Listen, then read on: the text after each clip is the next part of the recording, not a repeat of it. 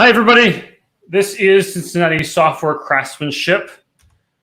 We are so happy to have you with us today. I am going to drop a little wave in the chat, and feel free to wave back. I do miss seeing you all in person, but sometimes this is a way that we can just interact with each other. So I know that you all want to stay in touch with us at Cincinnati Software Craftsmanship between events. So make sure that you follow us to make sure you catch our latest announcements and maybe catch some old highlights as well. That's something we're working on.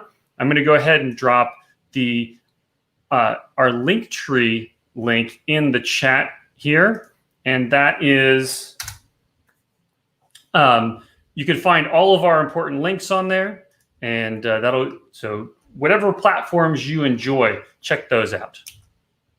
Of course, Twitch and YouTube are our primary content hubs, so we know you want to follow us there too. Don't want to miss any of the action. Also, want to say thank you to Courier Technology for sponsoring the meetup. And of course, thank you to the Software Craftsmanship organizers. This is a reminder to stick around after the talk. We'll be giving away a license for any one JetBrains product. And we're going to be doing the giveaway just a little bit different today. So we're going to start the giveaway registration right now. And this will give you plenty of time to sign into Twitch and register. And we know that you don't need any extra incentive to follow us on Twitch, but we're going to give you a little bonus. If you do follow us on Twitch, your chances of winning are going to be doubled that if you don't. And you don't have to register more than once. Just register that one time, and that'll do the job. Just something to think about. All right.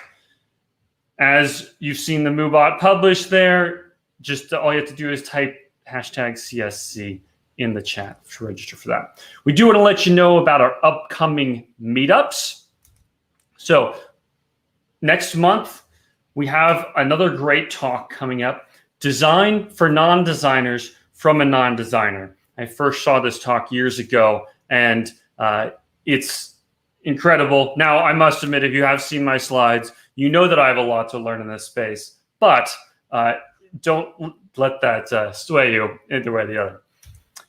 Also, the Momentum is a conference that I help organize. Our CFP is open now. It closes on May 31st. So if you or someone you know is interested in giving a talk at Momentum in October, the conference is on October 15th. I forgot to put that in the slide. But you can get all that info at sessionize.com/Momentum 2021. Check that out. So let's give a big Cincinnati Software Craftsmanship welcome to Adrienne Tacke. Hey. Welcome, Adrienne. Hello. Let's give Adrienne a little applause in the chat. So, Adrienne, welcome. I'm so glad to have you today. And I don't want to steal any more of your thunder. So let's talk about code reviews. Yes, let's talk about code reviews. Yeah, let's just get right into it. Bonus, if you stay till the end, you can actually learn more about me. I know a lot of people like to add that in the beginning, but I figured there's so much to talk about here, so let's just get right onto it. So, code reviews.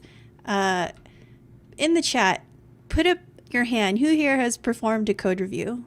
Put a little hand up there if you have done a code review at all. If you've been the reviewer, if you have been the one who put up a code review, if you know what a code review is, put your hand up there in the chat.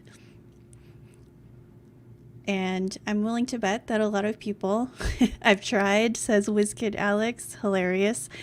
Space Jam, yep, getting a lot of hands here. And that's not a surprise, right? Like, that's something that we know is a very integral part of our software development process. I would hope that most people here at least know what it is and has had the experience of actually doing one, right? And so as you think about this, as you think about code reviews in general, I want you to think about another thing, and that's why do you think we do them? Why do we perform code reviews? And feel free to put it in the chat or think about it in your head. Why do we do this? And even the obvious answers that may come into your head, feel free to put that in the chat. A lot of different people, a lot of different teams have different reasons for them. Some are more obvious, some are not. But I want you to think about those reasons, and maybe specifically for your team, what you have, what kind of goals you may have had in place for your code reviews. So let me just see the chat here. Clean code base, to let management think we're up to date, okay? To catch errors before the team does, yep. Help reviewer and coder to become better developers. Exactly.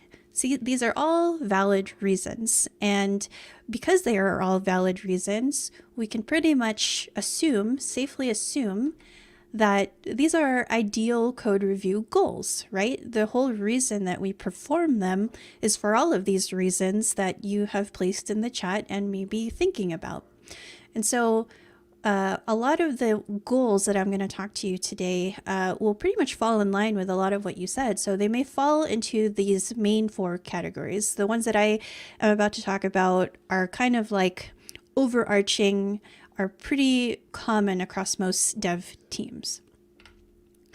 So the very first one, some of you have already mentioned it, is to catch design flaws. When we do a code review, the biggest thing we want to do is to make sure we find these errors. Does the code make sense? Is it right for the code base? Does it integrate nicely with the rest of our code base? Does it follow some of the design patterns that we have set forth?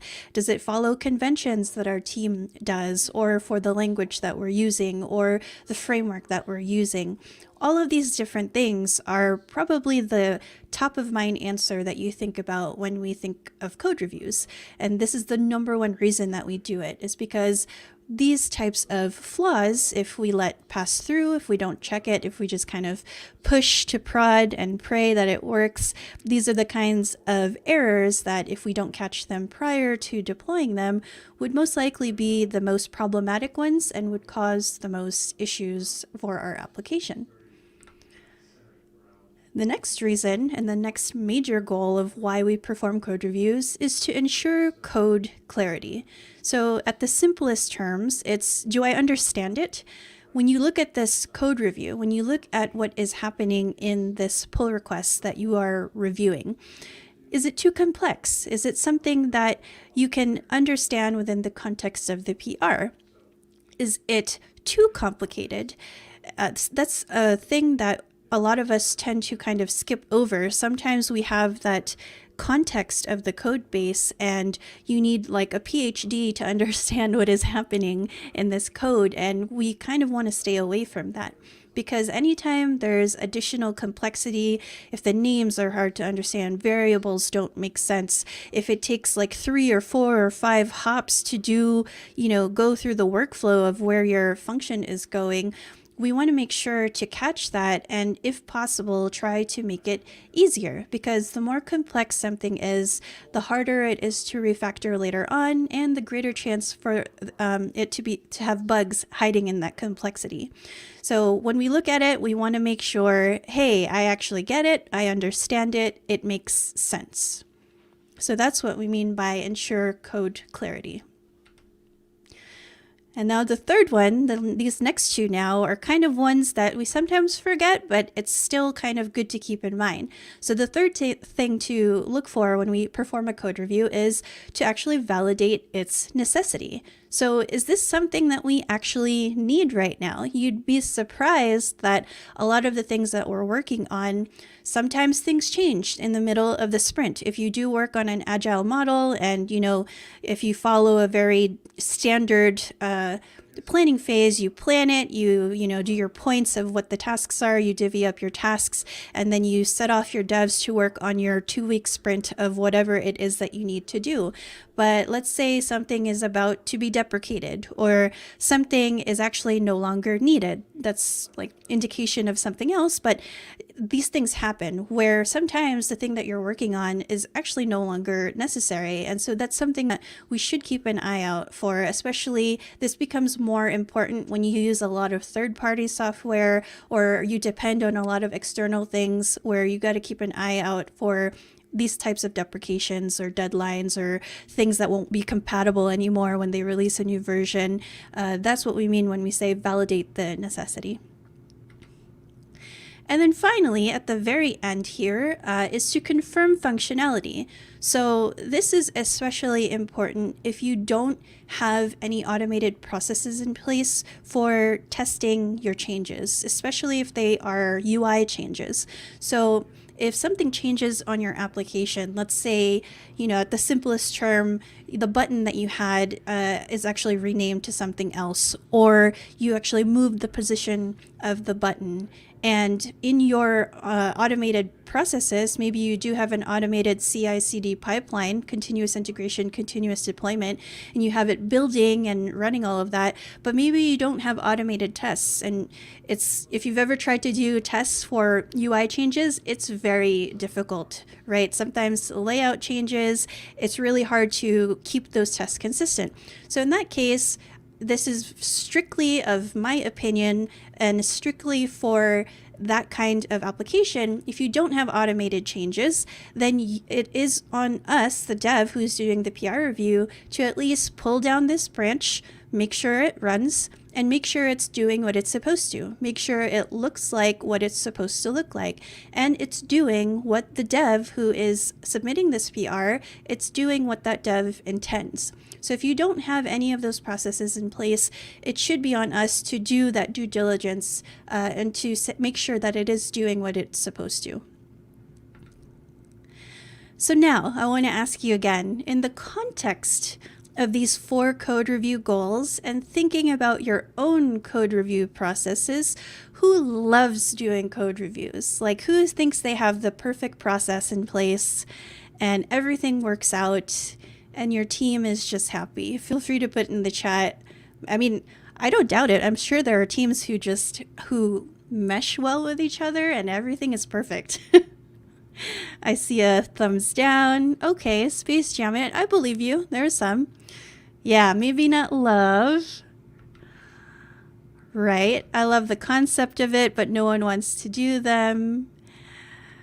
And yeah, that's kind of the consensus of the devs that I've spoken to, from meetups like here to the teams that I've worked on over the years to, just talking to other devs at conferences.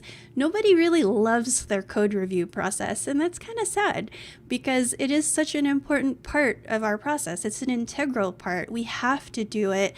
And yet most of us, at least everyone that I've spoken to, they don't love it, but in fact, actually, they dread it. They dread doing a code review for one reason or another. And why? Why do you think that is? Both submitters and reviewers usually dislike some part of the process. And so what I want to talk to you today now is what the top 3 code review complaints are, at least in my experience, which I'm pretty sure will somewhat relate to your experiences as well, and see what we can do better about it. So without further ado, the top 3 code review complaints and what we can do about them. So they kind of fall into these 3. It's subjectivity, tone of voice, and process loopholes. So the first one we'll tackle is subjectivity. So what is subjective? What is subjectivity in the context of code reviews? And feel free to put any of them in the chat. But subjectivity, at least in the context of this talk, is something I think most of us have come across at one point. These are the comments that I'm sure we've all seen. I am guilty of them myself earlier in my career, and a lot of them are things that can either be handled by something else or just shouldn't be in the code review process at all. So subjectivity is something like this. So There you go, Space Jam it right on time. So this is from a pull request from the Materialize repo. Materialize is this awesome design framework that you can use. It's similar to Bootstrap. And this is, someone is commenting here saying indentation with a question mark. And that is exactly something that is subjective. Now, there is an argument to be made where, yes, proper indentation, proper formatting of code matters. But the bigger point here is that this is already at the code review process, and I'm going to argue that it should never even come to this point.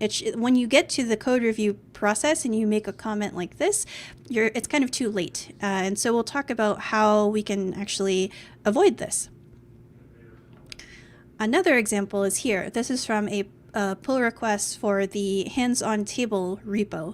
So if you ever needed to include an Excel-like table into your application, hands-on table was that third-party piece of software, open source project that you could add. And here in this pull request, you'll see here that this person says, works fine for getting the extremities of the selection. However, going by the name get selected, I would have loved the submatrix of selection in the form of an array, containing the contents akin to get data constrained between the selection. Yada, yada, yada, would have been neat, possible. So the important parts here are the portions that I've underlined in yellow. The context of this pull request is somebody was opening a PR for a requested feature, and for all intents and purposes, they followed the instructions. They followed what was requested in terms of contributing to this repo, and the code that they were submitting fulfills the initial request. Where this becomes problematic, and in the form of the pieces that I've underlined here, this is almost like premature optimization. This is, again, preference of another user asking they would have liked to see this done in a different way. They would have loved to have added these additional pieces to the original ticket or the original request for this open source project, and specifically this feature. So it's not to say that this is bad, but the problem here came where this person would not approve the actual pull request until these additional things that were not vetted initially, things that were not in the original ticket or the request, they would not approve it until those were added in. And that's another really big issue that we see most of the time, is that there are all these additional things coming in at the last minute, and a lot of people feel like the code review is the place to mention those. But again, by that time, it's a little too late. And those are just some examples, but they can take the form of other pieces. There are comments like, you should really indent lines 23 and 27, or replace var with const. Come on, it's 2021. Or I'd rather use regexes here, regular expressions here. Or total num users is a better name. Just reading them out loud just brings me back to when I've had those kinds of comments in my PRs. These are what we call the subjective comments. These are the ones where they can either be taken care of way before the code review process, or they are things that should be attended to and agreed upon, again, way before the code review process. So what can we do better? What can we do to change these subjective comments? Well, the first thing is, before you do anything, the number one thing you need to do is gain consensus with your team. And for a lot of teams, this is actually the harder part, because sitting down with your team, talking about all of the differences you may have, all of you have different code experiences, all of you have different preferences in the way that you write code, all of you have different backgrounds, all of you may be supporting a different part of the code base. And so when you put all of these different backgrounds together, it can get really difficult to agree on what your code should look like. But that's why it's that much more important that when you do start to develop a code review process, you need to be on the same page with your team. So how do you do this? The number one thing that I always try to suggest to teams is to develop something called a team working agreement and to actually enforce it. There's two parts there. So the first part, a team working agreement. Again, this is kind of borrowed from the agile practices, but there are parts of it that make sense on the engineering side. So a team working agreement is this living, breathing document, and it holds all of your team's kind of rules, your processes, as in what are your naming conventions, what is your process for code review, as in, do you need 2 reviewers to approve a pull request or 3? Do specific people need to be the final review? What is your code coverage percentage for tests? All of those different things should be discussed and should be placed into this team working agreement. And the reason that it's a living and breathing document is that, let's say you discuss these things and you all come to agreement and you put it into this team working agreement, and you find that maybe there's some new feature that does not kind of fit with the initial things that you have set in your agreement. Well, that's where you change it. Or let's say initially you say you need a 12-hour turnaround time for your pull request to be reviewed.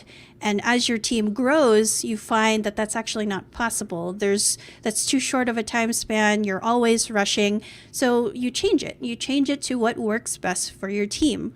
And that's the whole point of this kind of agreement, is you set forth all of these conventions, all of these standards that your team is going to follow. And once you have found those conventions, and once you have found all of those different processes that all of your team has agreed upon, the next step is to enforce it.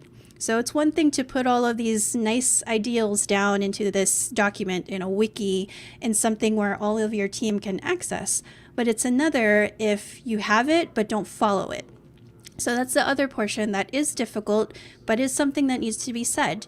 And we'll talk about a couple ways that you can help enforce that, not on the human side, but on the computer side.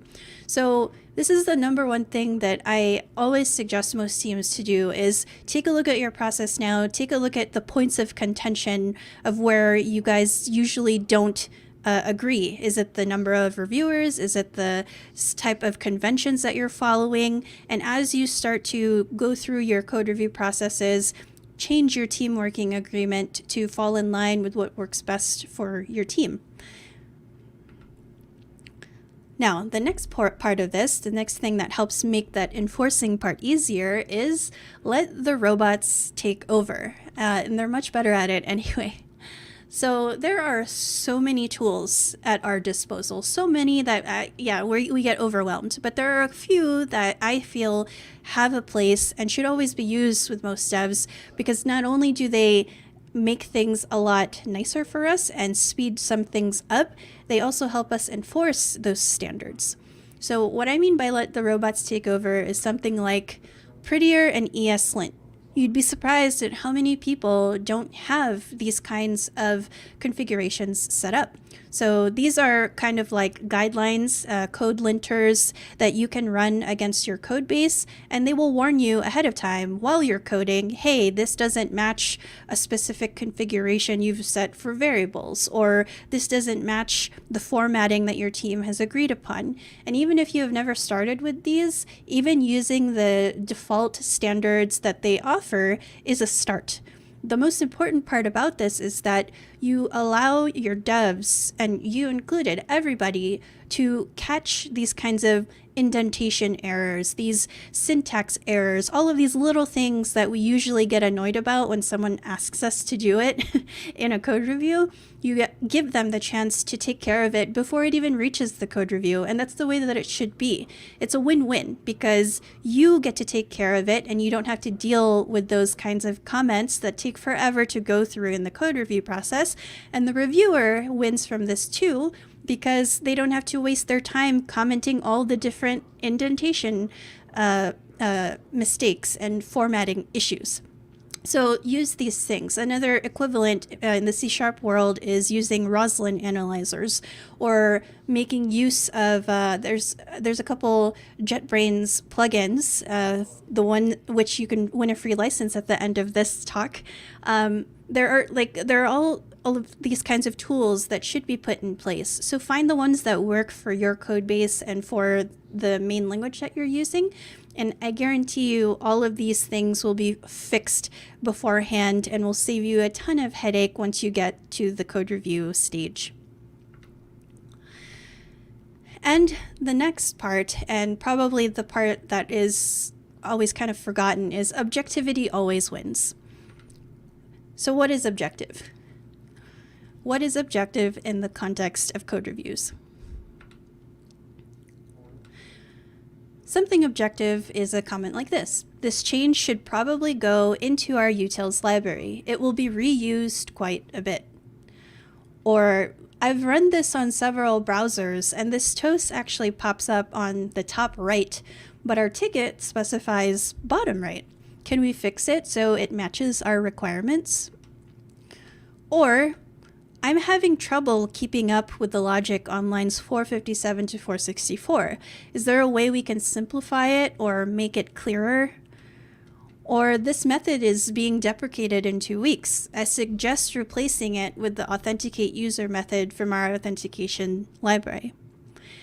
Now, if you listen to the 4 examples I just gave, it almost always never refers to the dev writing the code. It's always about the code itself. It's always somewhat tying, or always tying, to one of the code review goals that we've spoken about. If it's something that is necessary, like this one, it's going to be deprecated. So of course you would want to tell the person that this is something that's going to be deprecated. It's fair to tell someone, I don't understand what is happening in this code, that you are having trouble keeping up with what's happening here. That is totally fair. But there's a difference in the way that you say it. You don't say, this is so confusing, why would you write it this way?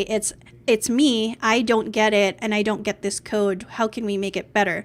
It's all of these things are objective. And when you think about objectivity, the easiest way to think about it is when you're about to write a comment, always focus it on the code. And if you can, always tie it back to either something in your team working agreement, which always goes better than directly attacking the dev or saying something about the dev's code, or tie it back to one of the code review goals. Say that it doesn't fit the rest of the code base. It doesn't match your other conventions. It doesn't have unit tests, and that is something that is in your team working agreement.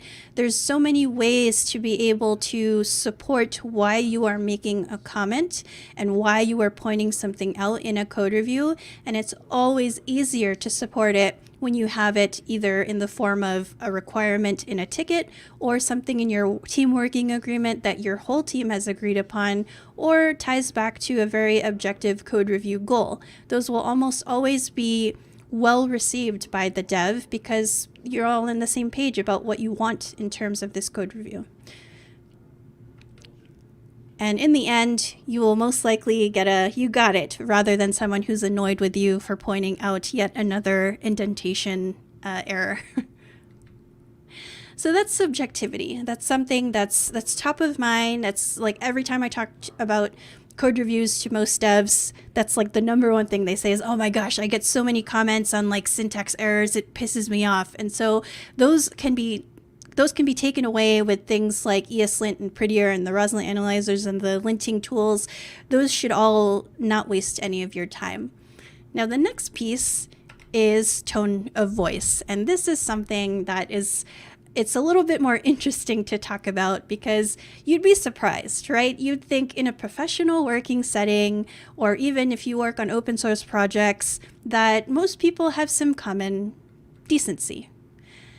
And yet, when you take a look at some of these comments, at least the ones that other devs that I've spoken to, people can be quite mean, whether they are intentional about it or not. And that's why tone of voice is so important. So when I was looking for a code sample or a comment rather example for this particular pet peeve, I'm like, you know what? This is not going to, I'm going to have to really try to find an example. And unfortunately, I actually was able to find one fairly easily, and that's kind of sad. So I apologize. There is some vulgarity in the next one, but I was surprised to even find this on a public repo. So again, this is from the materialized repo. And someone says, but it looks like our German counterparts would say, like Scheiße. Like I said before, we should just prevent that class from working on rectangular buttons. So yeah, exactly. Yikes, right? Woof. Exactly. When I said I don't think I'd be able to find like an extreme example of this, I was wrong. But I think most of us understand you would never write something like this, and please don't. Like, if that's not clear, you don't want to write comments like this. And the things to keep in mind about this is, so again, this is from a public repo, an open source repo that anybody can use.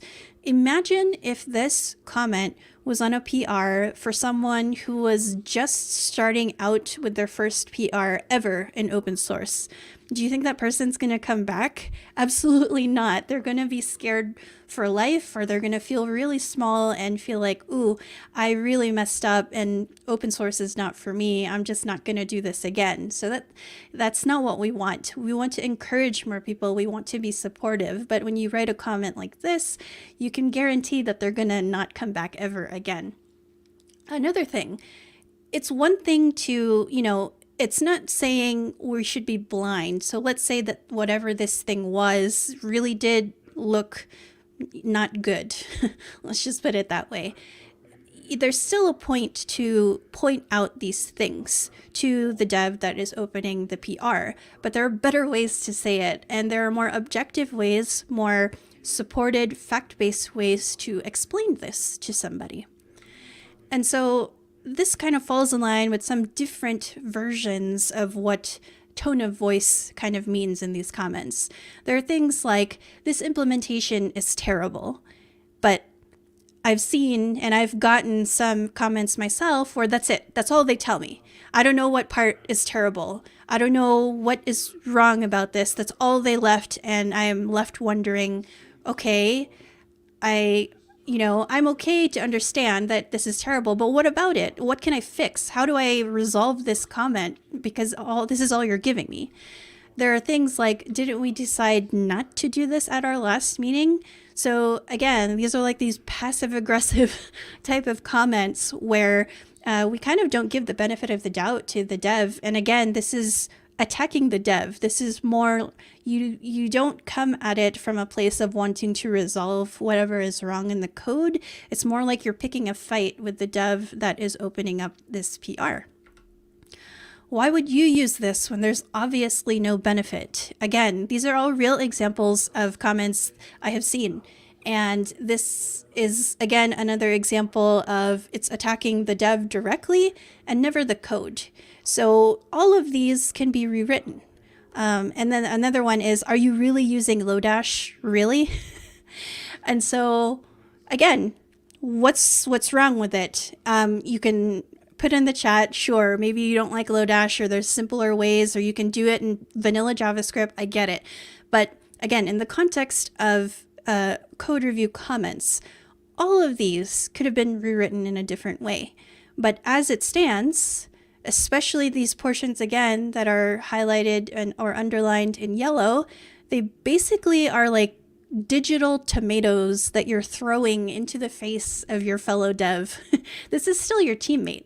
This is still another dev who's working on the same project as you, if this was an open source project that you are collaborating on. This is still someone that you are collaborating with in some way. And whenever you write comments in this way, you can pretty much just equate it to this, that you're just throwing these tomatoes into their face. So what can we do better? And I'm going to pause for a drink here. What do you think we can do better? Let's put in the chat if you think there are things we can do better.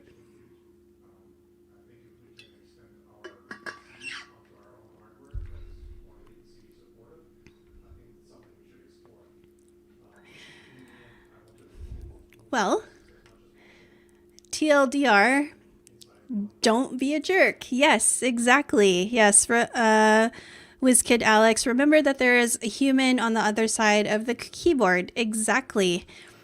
Yeah, I think the Spice Girls once said, "Tell me what you want." Yes, Dirk Katzenbar. I hope I understood that. Respect. Yep, exactly. And that's exactly what we can do better is can be summed up here. Don't be a jerk. But if you want a little bit more actionable things to take away, if you want to screenshot, if there's anything you take away from this talk, it's this slide, and be sure to screenshot it because this can be summed up perfectly. If you're going to suggest something, if you're going to suggest an alternative or suggest a different way of implementing, or if you're just going to do any kind of suggestion as your part of your comment, suggest with facts. It's one thing to say, hey, total num of users is a better name, and then leave it at that. As the dev who reads this comment, this most often comes off as, I know better than you, and my suggestion is better. When you don't give me any kind of supporting facts, it's more legible. It is falling under the character limit that we've set in our team working agreement. It is confusing with this other variable that's similarly named. I mean, there's so many ways, but when you support the suggestion that you're giving with some sort of fact, well, then of course, the dev that's about to look at this comment will say, oh yeah, that kind of does make sense, and they can see why you're suggesting it. It's not take my way because my way is better, or just because it's your preference, but here's an alternative that you may not have seen, and this is why I think it would be a useful thing. It's a suggestion, but with some supporting facts behind it. If you're going to reject, if there's no way about it, we think of but it looks like, poop comment that we had earlier, or there is a warranted thing that you need to point out, because we're not going to lie to our fellow devs and say, yeah, it looks great. If there's something that you need to point out, and you need to point out something is wrong or doesn't mesh well, then reject, but reject with courtesy. Don't just say that this is terrible and then leave me with nothing. Don't just say, oh, didn't you not hear at this last meeting that we were not going to use this library anymore? Or why are you using Lodash? You can do this with vanilla JavaScript. You can reject and keep all of that fluff away. If it is a helpful thing, try to imagine what you would want to receive. And this is a point of contention because, yes, there are devs with thick skin and they're like, don't dance around the issue, don't sugarcoat it, just tell me if it's wrong and I'm okay. My feelings are not going to be hurt by it. That's great that you have thick skin, but even you can still receive a comment that is either telling you that the portion of code is wrong or does not fit well with the rest of your code base. You can still be told about it in a very decent manner. And so that still applies. If you are about to receive this comment, write it in a way that you would want to receive it. Or even take a moment, take a step back, come back if you're feeling, if it's the end of the day and you're tired and you're like, oh, I have to get through this code review, leave it until the morning. Leave it when you're in a better headspace, because then you don't allow that kind of bad day or your mood to kind of interrupt with this. But for the most part, just don't be a jerk and try to write the comment. If it is something that is could be a bad comment, try to write it in a way that you would be okay receiving it. And the last part, if you need to clarify something, clarify, but with an open mind. So what do I mean by this? Now, there are lots of teams that can be huge or they can be small, and sometimes teams can get siloed in like very specific portions of the code base. So for example, let's say you're working on a new feature and you're like head down in the weeds of this particular thing. You understand what is going on here, and you put up this PR because you made a change in this particular section of the code base. and someone is like, well, why did you do this? That when you are that person asking, why did you do this? You are clarifying with the dev what they did by asking them, what is the additional context that I may be missing? What is the stuff that you saw while you were in the weeds, while you know exactly what is going on here that I may not be seeing? And when you ask these kinds of things, it's asking not so that you can kind of argue with them and say, oh, well, actually, you should implement it in this way. That's not the point. You're not clarifying to make your point heard and to say this is the way we should do it. You're clarifying so that as you're reviewing this code, you have those little bits and pieces that you may not be aware of, or maybe not privy to because you were not working in the weeds of this particular portion of the code base. And the same thing applies the other way around. If you're the person who is in the weeds of this thing, it is part of your duty to open up your PR with either some helpful comments that will help clear that up to the dev who may not have that knowledge, or to add that context into the pull request to explain what is happening. If there are any portions that you would look at from a clear slate and you were not working in this part of the code base, what are the things that you need? What is the context around this particular piece that you're doing that some new person is going to need? Or a better way to look at it is if you are doing some sort of knowledge transfer through code bases, let's say you have junior devs also review it as well, you want to be able to make sure that they understand what is happening here if that is part of your code review process. So whenever you are clarifying, clarify with an open mind. Clarify any parts that you may not understand, but recognize that the dev who was working on that particular piece may have a lot of context that you may not be privy to, and so you want to basically grab that information from their head so you can make a more informed decision and perform a more informed review when you are doing the code review for that piece. And all of those pieces, again, this, if there's anything you take away, it's these three right here. So that's tone of voice. That is another really super important part. The last portion, it's the most contentious here, are process loopholes. So it's one thing to have a team working agreement and your entire team agrees on it. It's one thing to write your comments, in the best way that you can. Things that are objective, they never attack the dev, they're productive, they let the dev be able to do something about it. They give them some kind of call to action to say, this is what I should do. That's all fine and dandy. But all of this can be broken down if there are process loopholes. So what are examples of process loopholes? There is a common one, which is bias. So who here has a 10x developer on their team? Who has the rockstar engineer that is just, they're perfect. They're so perfect that whenever you see a PR from them, you're like, I don't even need to check it because their code is pristine. Or they have a reputation on the team of being super good that you just kind of trust. You instinctually trust that they're such a good engineer. You don't really need to check their PR.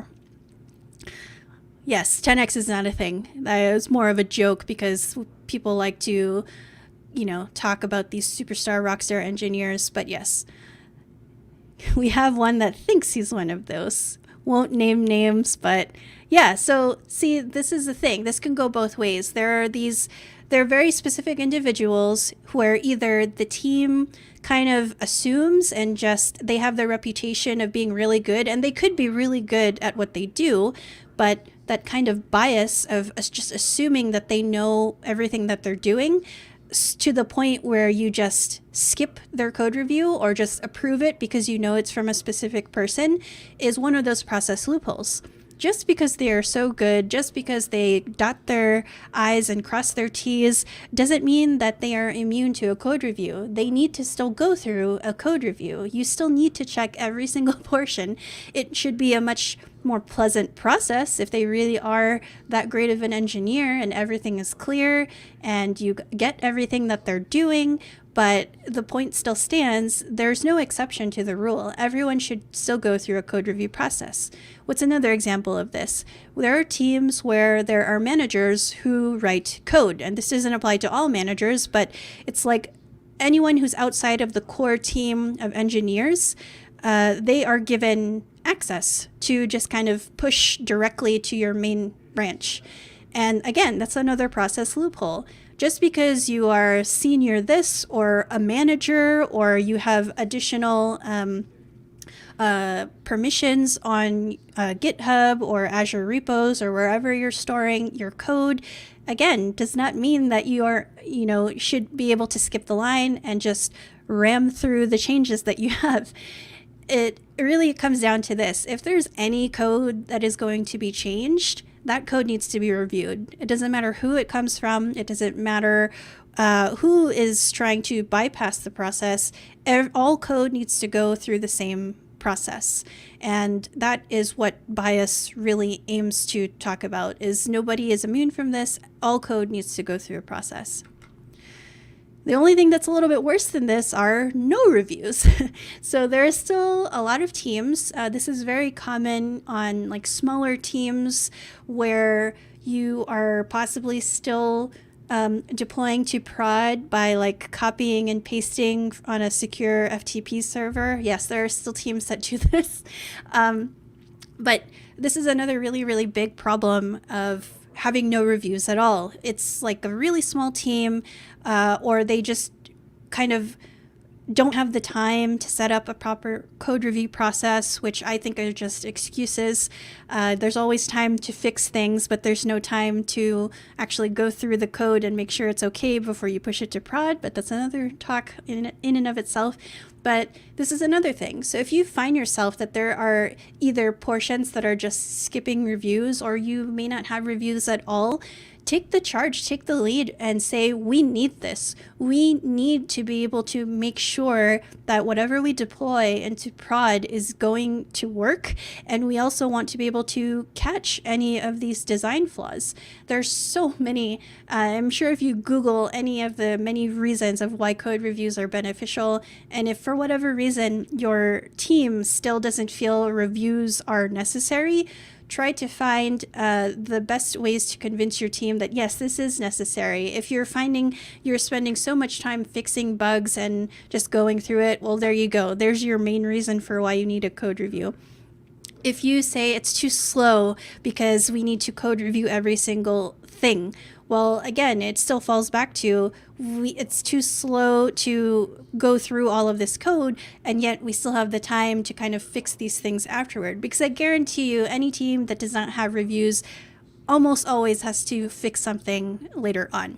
And that is something that, if this applies to you, please, I urge you to kind of talk to your team and instantiate the process sooner rather than later.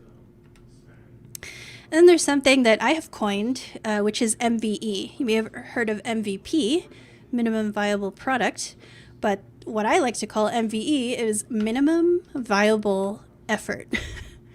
So if you've ever had a PR sent to you, you've been assigned to it, and it's like 40 files. Nobody wants to go through a 40 file PR. No one wants to review all of that code. And they almost always come in at like 4:45 p.m. on like a Friday. Nobody wants to do that. The problem with that kind of PR is, as the reviewer, unfortunately, unless you are very disciplined, and there are people like that, most devs are going to be like, you know what, this is a lot. I'm just going to kind of skim through and make sure everything looks good here. And you're basically encouraging someone to just not really give your PR the full, thorough review that it needs. You're not giving them the chance to make sure that it falls in line with the conventions and processes and agreements you had in your team working agreement. You're not giving them the chance to thoroughly do the due diligence that every code review should go through. And so for that, this is more on the side of the dev. This is where we say, commit early and commit often, but also in line with that is when you submit PRs, make sure they're manageable. Make sure they are, this is something, again, that you can put in your team working agreement. In ours, we have one that says, if we have any PR that is more than 5 files, we are allowed, we kind of made a thing about it, but we're allowed to say, I declare a code review, and everybody has to stop what they're doing, and we actually have to go through it all together as a team, but we put it up on the TV and go through all of the code, because doing all of that by one person is just, it's not enough. But the other thing is we try to keep our PRs to less than 5 files, just because it's way more manageable. It is not a hassle for the reviewers to go through, and it also makes it much easier to kind of see what is entering or is up next to be merged into your main branch.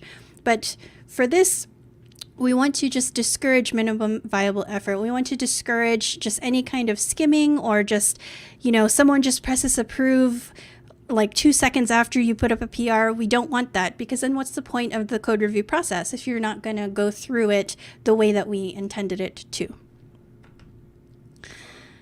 So what can we do better? I've kind of already touched on them slightly on each of the things, but there are a couple more that I can tell you.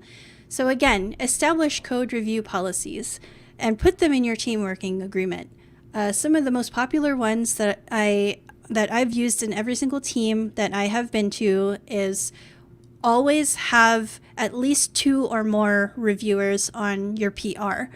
Always make sure that all code goes through a code review process, meaning nobody can bypass. And the only way that you can bypass is if it's a hot fix and it's approved by, again, 2 people. Even if it's something that is prod, it's like a fire in prod that you need to resolve, it doesn't matter. You don't want to make things worse. It still needs to go through the process. And if it is really a quick fix and a hot fix, like a proper hot fix is supposed to be, then it takes 2 seconds for the people reviewing it to make sure that it is going to fix what it's going to fix. Another thing, auto add devs to PRs. So this cuts out the bias, and this cuts out not having anybody look at the PR at all. In Azure repos, for example, we make heavy use of auto adding developers to PRs.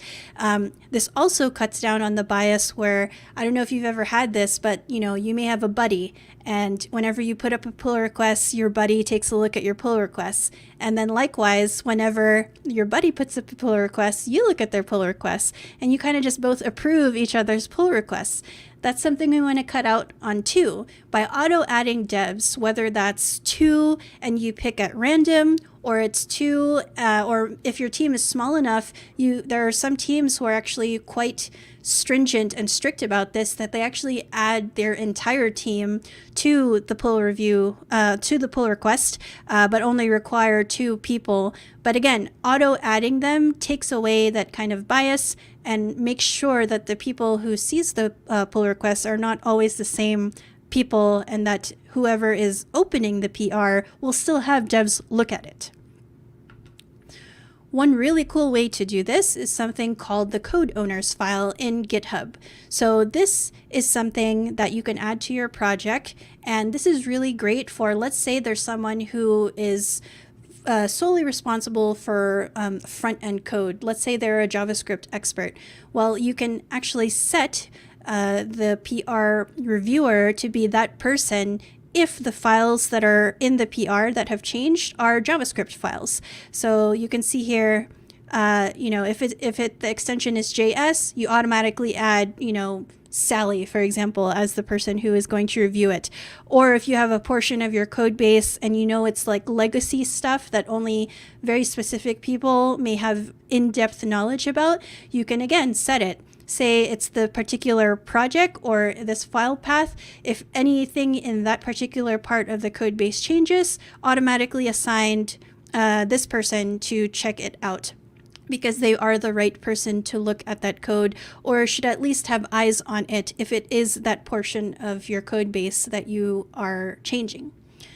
And then in the similar fashion in Azure repos, there are lots of things that can do this too. You can do, I'm not sure if it's a file, but there's definitely a way to set the same thing, whether by extension or by file path. If anything changes in that particular portion, auto assign this person to the PR anytime a PR is opened and those files are changed.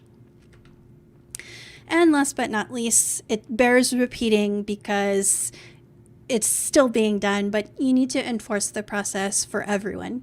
All of these little bits that I've shown you can help do that in a programmatic way. You know, it's not by the human, but it really does bear repeating that as if you continue to let these kind of loopholes pass through, if you let your 10x engineers continue to push directly to prod without any what's the word I'm looking for? We don't want that, right? We don't want anyone to have direct push access, and we always want all code to be reviewed, because at the end of the day, even after the PRs are merged, you still have to work with your teammates. And yeah, that's pretty much it. So if you enjoyed this talk, and there's like so much more we could talk about, please put it in the chat. If you're interested, I put this at the end, but I am a senior dev advocate for MongoDB, and I would love it if you check out the latest video I did, which is Quick Bites. It's a series that aims to teach you MongoDB topics fast, and this first season I'm doing is on the aggregation pipeline. I also wrote a book called Coding for Kids Python, and I also have some LinkedIn Learning courses, mostly around Azure, and one that's very close to this code review course, but goes a little bit more in depth. And yeah, that's pretty much it. Now I'm going to go through the comments and see if there's anything that I need to answer, but that is it from me. Let's see. I like to use feature flags to hide larger new functionality so that we can merge and deploy before the feature is 100% completed or tested.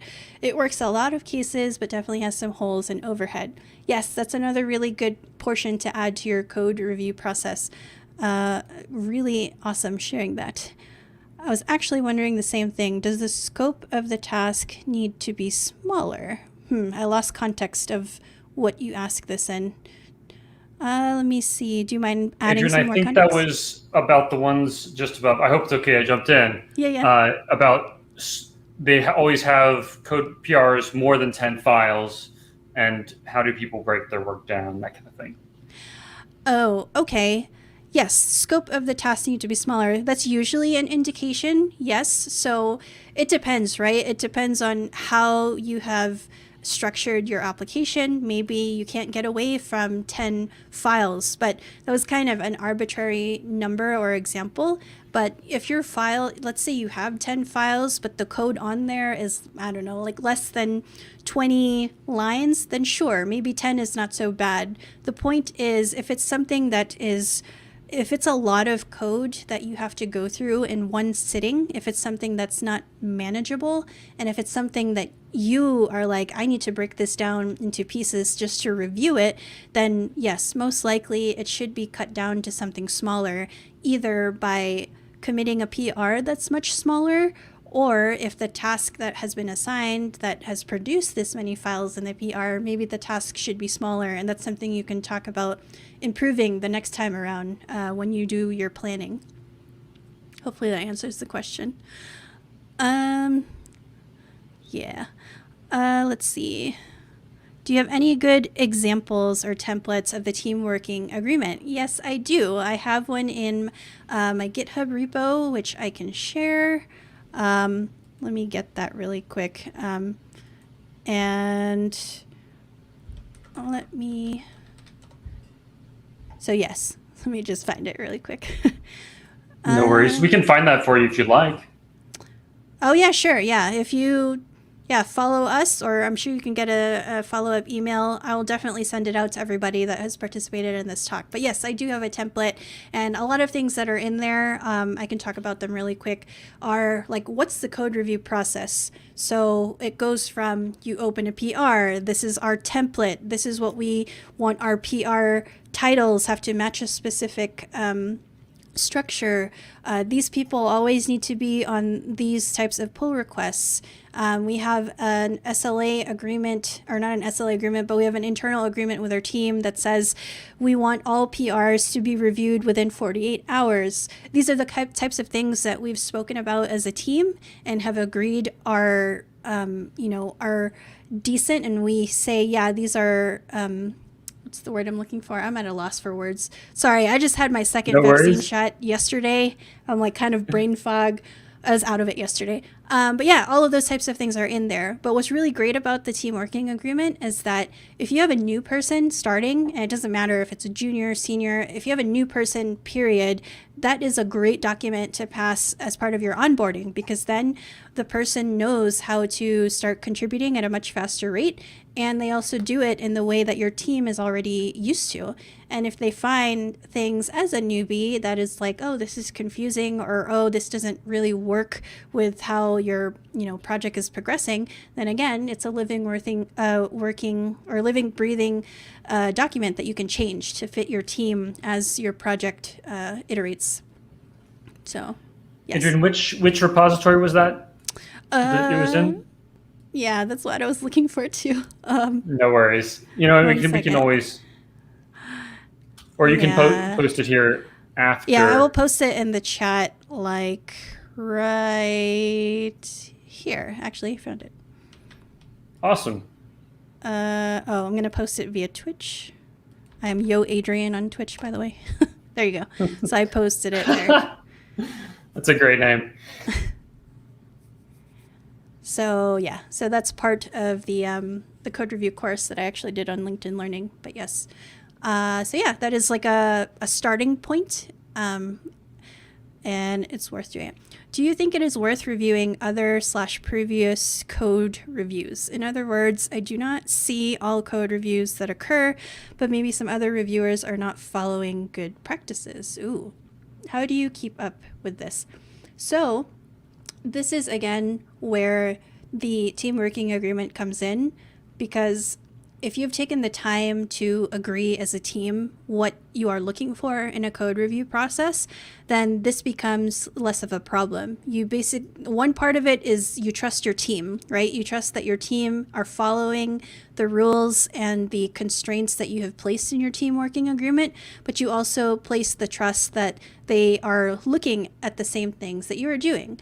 Yes, some people are more thorough than others, but for the most part, if you lay out what it is that you're looking for and the big gotchas that should be addressed as every PR, if you lay those out in your team working agreement, then you should feel much more confident that whoever's doing the review is doing it properly to the standards of your team.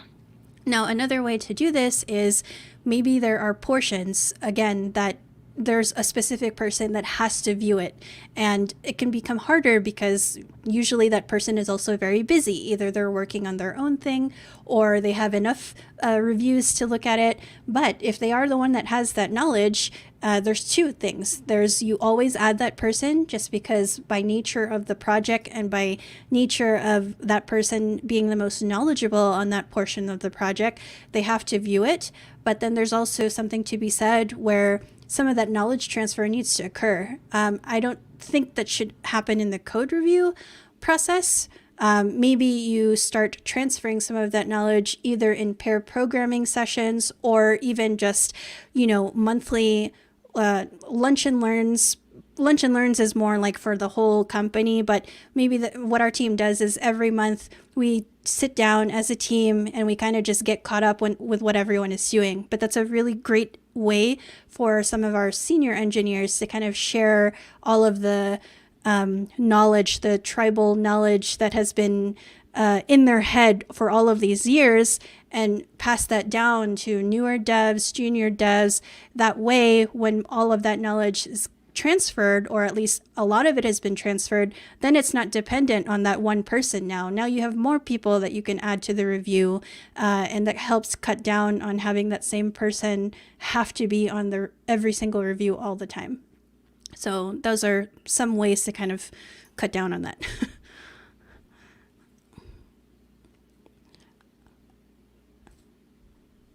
is it okay to go back and forth with PR suggestions? What is the standard?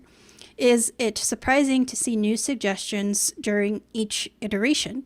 Not at all. So that is what the code review is for. Obviously, there are extremes to both of this, right? There are the ones where they're like, yep, this looks good to me. You know, you haven't even looked at it. And then there's the extreme where you're like going back and forth like 20, 30 times. This was supposed to have been deployed like a sprint or two ago. That's where it's reaching into territory where maybe you actually need to do a pair programming session on that particular feature or thing because there's so much deliberation, or more likely, however the initial requirement or ticket or task was written was probably not as clear as you thought because there's so much ambiguity and there's so much back and forth. So those are the kind of two extremes. Now, if you fall in the middle, not at all. Again, if you suggest with facts, if you suggest, hey, you recently found something that you think would be helpful, then sure, it's obviously completely fair to suggest that. And then the dev who is listening says, oh yeah, that actually makes more sense. Let me do that. And then you iterate on it again. And then, who knows, maybe that version needed to be updated. So there's certainly, scenarios where it's completely fine as long as the suggestions are productive and they are done with facts and you are clear about what the end goal is between you, whoever's doing the suggesting, and the dev. And so, yeah, I think it's fair for that. But once you're in like the two extremes again of like it's never going to get deployed because you're always nitpicking everything single thing, or you don't have any suggestions at all, I think those are way more wary to be on the lookout for. Thank you, It seems Adrienne. like, yep. I think I see one more question. Do we still have time? Sure. I feel like I'm holding everybody. No, it's okay. We also, if you want, after we do have a post-presentation Zoom. I don't know if you'll be able to join us for that, but that's totally up to you, Adrienne. Sure. I think we can do one more. I see one more here from Sir Paddington. It seems like we're talking about code reviews in the context of a PR. How often are people doing in-person virtual reviews versus leaving a comment on a PR? So that depends, again, on your team. And it also depends on the type of review. We actually do both. So yes, a lot of this talk is based in the context of a PR because that's where most devs do code reviews, is in the context of a PR. But there are scenarios and cases where you do a bigger, more formal code review. I have not seen as many people do this as often, but it still exists. One really good example of this is recently we did a full kind of refactor of one of the modules of our application. And that was a really big task, right? That's a really huge thing it was an epic, basically.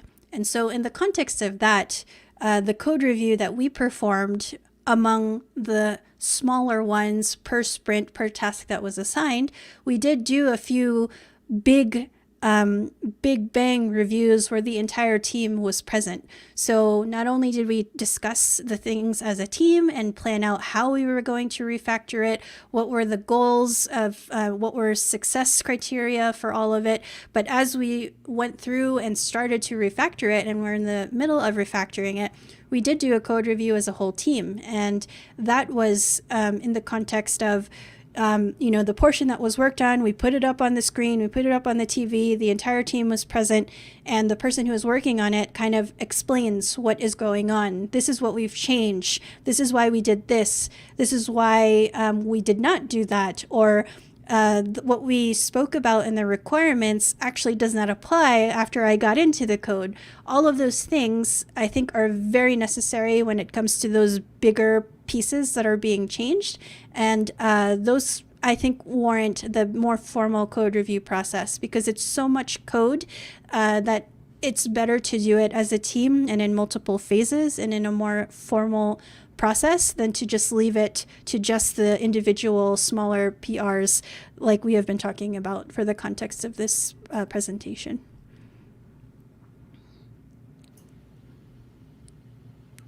Will you publish this talk? Yes, I think you'll be publishing this, right, on your YouTube channel? That's correct. We're recording the talk right now, and it will be published on YouTube. We're going to go ahead and push that out.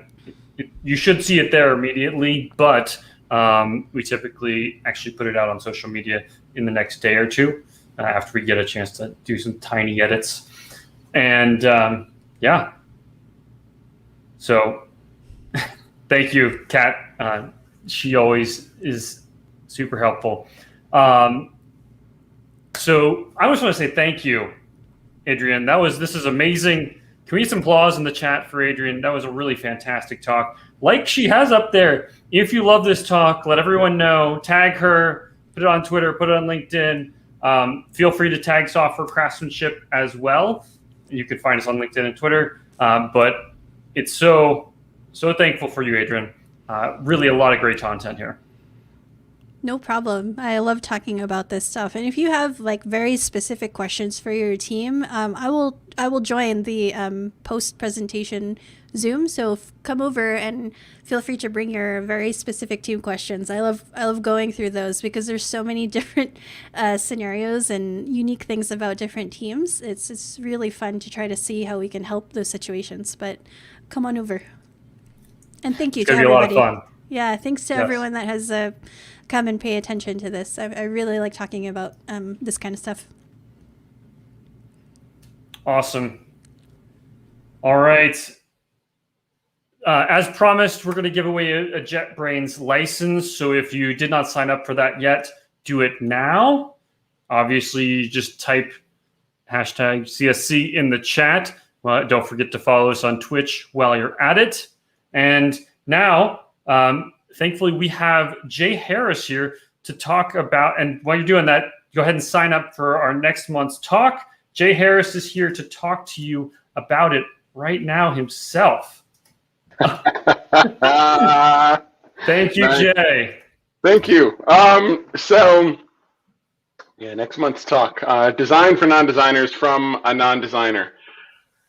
Certainly, many of us, we've all had to create some sort of user interface, some sort of user experience, even though we're not designers, we're not experts at user experience and accessibility and really the why behind a lot of this stuff. And we sort of use that as an excuse. I'm not a designer. And of course, our users hate us for that because we use that as excuse to justify hideous designs. Well, with next month's talk, we're going to try and unravel that a little bit and get rid of some of the excuse. As software developers, sure, we might not have gone to art school. We might not be experts in designers. But just like in software, how we really understand the rules and law of software, there are rules and law of design as well. So even if we just understood those rules, that law of good design, it will help us go a long way in making quality designs. So it's not to replace a designer, but certainly can make or hopefully make our users hate us a little bit less. So we'll discuss some of the fundamentals of design, right down to how do you choose a color, how do you choose a color palette. We'll go over some fundamentals around typefaces, fonts, and the why behind it. And even a little bit on accessibility. So for example, things around color blindness and how all of that really impacts our users and what we can do to design around it and to test around it. Well, thank you, Jay. Go ahead, sorry. But no, I was just saying that's what's coming next month. This is, I saw this talk actually years ago, and to this day, it is one of my favorite talks that I've seen. So I'm super excited about this, and I hope that you all join us. It's going to be great. Looking forward to it. Cool. Thank you, Jay. All right. With that, we're going to do the drawing for the JetBrains license, and then right after that, we will. So if you win, make sure to check your Twitch whispers, because Kat is going to reach out to you. EJ Fulcher, congratulations. So if you aren't able to contact Kat or something, You can also feel free to email me. In closing, I do want to say thank you to all of our attendees. We love you. We really appreciate you showing up and just making this a great event. As always, I would love to hear your feedback. Is CSC your favorite meetup? If not, why not? And what would you like to see from us in the future? If you have any thoughts, you can email me, michael@craftsmanship.dev, or find me on social media, or any of the above. You'll be able to get in touch with me. So with that, I hope that you'll join us on Zoom for the post-presentation social time. We'll drop that link in the comments right now. And without further ado, I bid you all good evening, and I look forward to seeing you in just a minute.